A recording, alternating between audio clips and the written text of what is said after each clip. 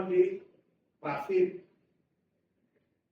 If you don't think about safety, it's either you lose profit, you lose customer, you lose everything.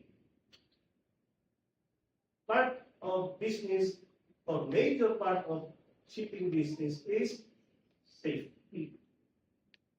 If your mind as a superintendent does not connect to the safety on board, you are not fit to become a superintendent.